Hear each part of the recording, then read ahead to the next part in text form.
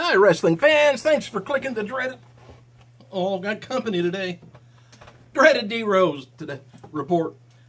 All right, let's get started. I got 2 days worth. Noted before, WWE's current plans is to keep the Undertaker off of TV, until WrestleMania 31. It should be noted that while he's not scheduled to be on TV, though, Undertaker will respond to Bray Wyatt's challenge in some way, possibly as soon as Raw next week. And the website article is wondering if Undertaker will accept the challenge, and they wrote, says it's a constant in life that everything will eventually come to an end. Despite Bray Wyatt's cries for a monumental clash on the greatest stage of them all, he may have to look elsewhere for WrestleMania moment. WWE Universe will simply have to wait on the edge of their seat to see if Undertaker's WrestleMania reign is truly over. I would say no, it's not truly over, but him and, I don't know. I would rather see, and I hate to say it, a bigger match. I would like to see, I think Rusev is going to, wrestle Cena there, but hadn't really been announced yet, but I would rather see Rusev versus Lesnar myself.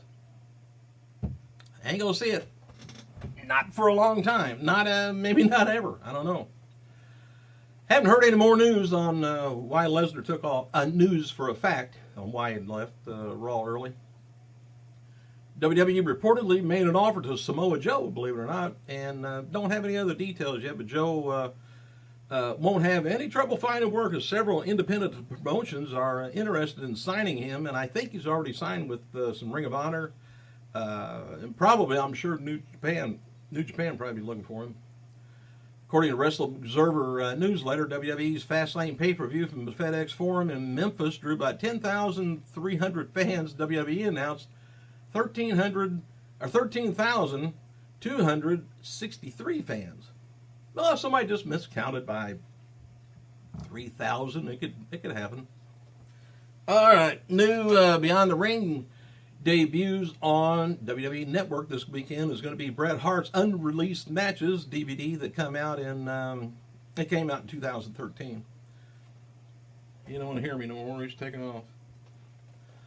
CM Punk recently filmed an appearance for season 3 of IFC's Moron show with Mark Moran. Punk previously appeared on season 2. Season begins airing sometime this spring. I don't get that. I don't know what it is. What'd you do?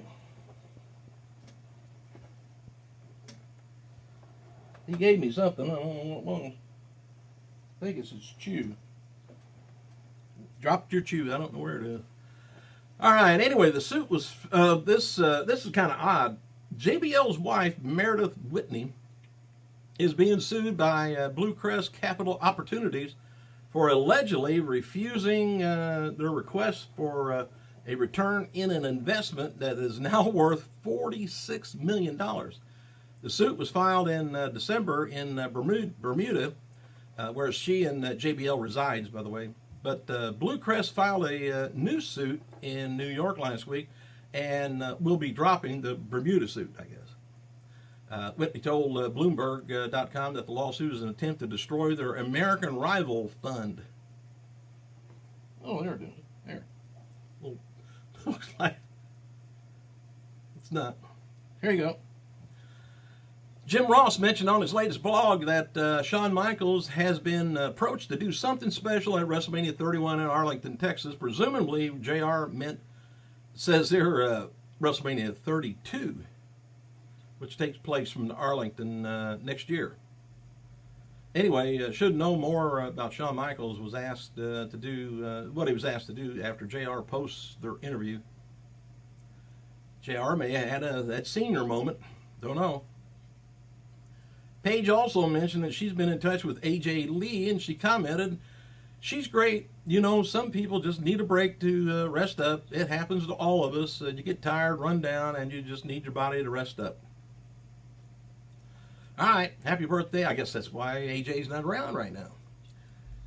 Well, 2 days ago, happy birthday to AWA founder Vern Gagne, 88 years old, and famed manager father James Mitchell, 49. Also, this would have been the birthday of former Lucha Libre USA talent Reed Flair, 26. All right, let's go on with today's news. WWE DVD News reports that WWE will be releasing 2 more Superstar-themed DVDs and Blu-rays documentary in 2015, in addition to Daniel Bryan and Jerry Lawler's set planned.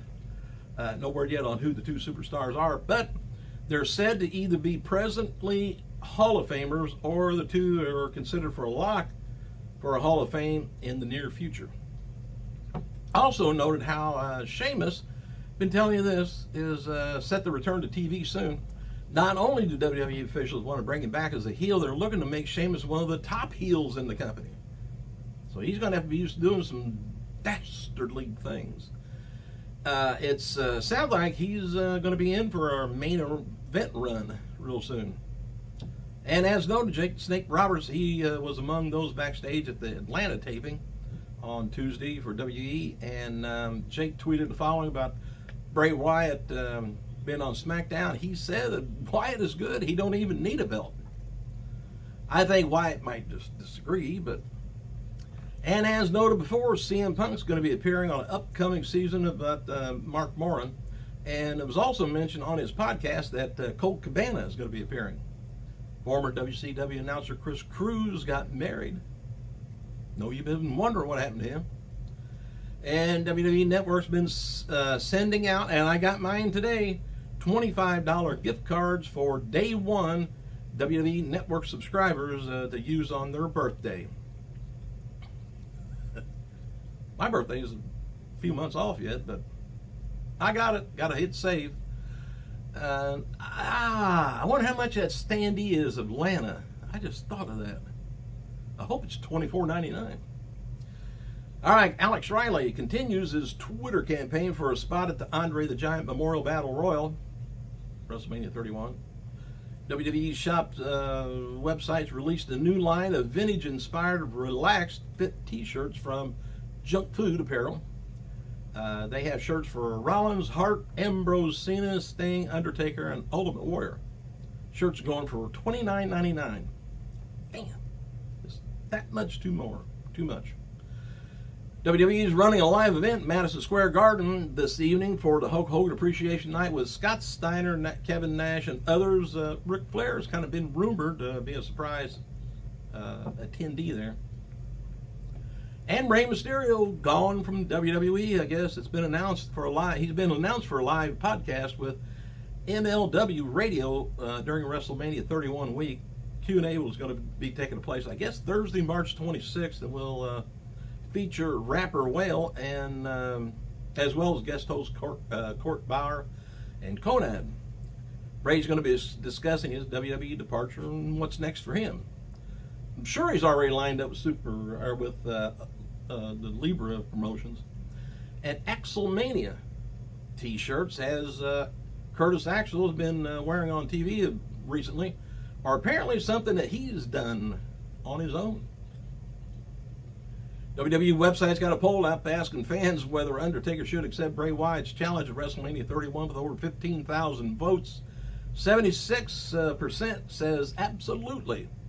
The Dead Man never backs down from a bout at the show of shows, and the rest, the 24%, what they voted for was no way.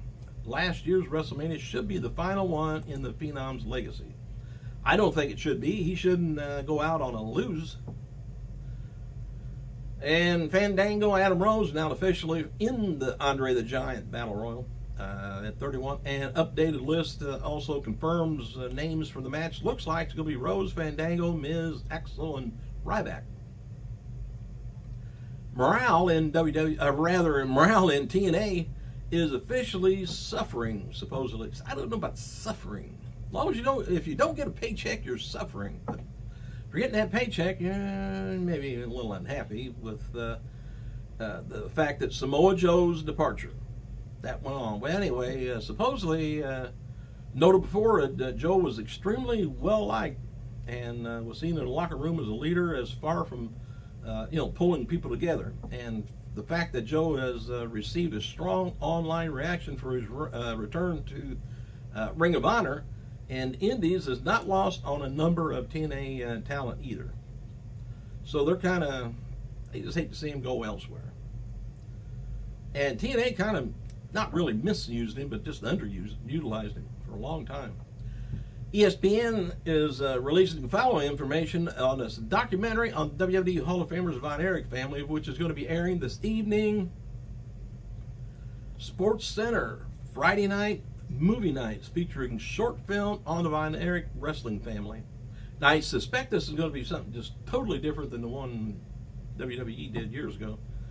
But on Friday, February 27th, it says, this is Friday, February 27th, a new 30 for 30 short will premiere on SportsCenter Friday night movie night segment. Anyway, the film is Wrestling the Curse.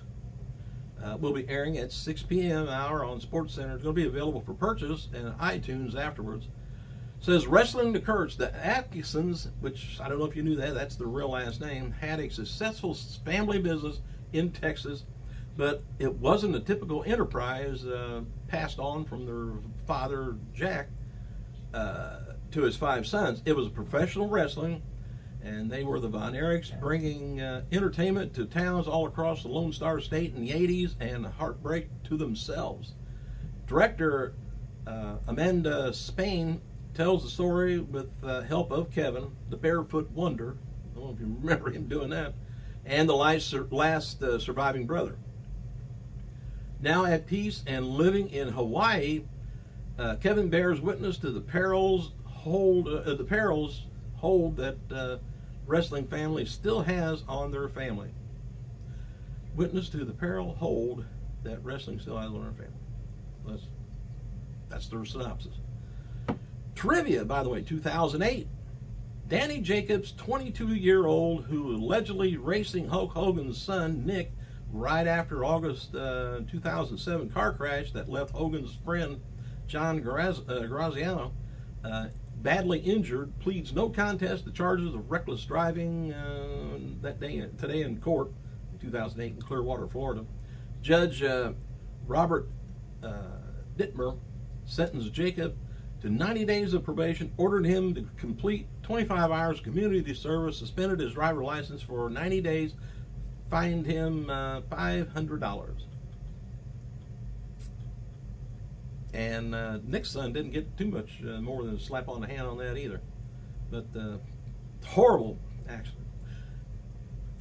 Gotta do away with this. Ready to get up? Thanks for clicking, you guys. I gotta go.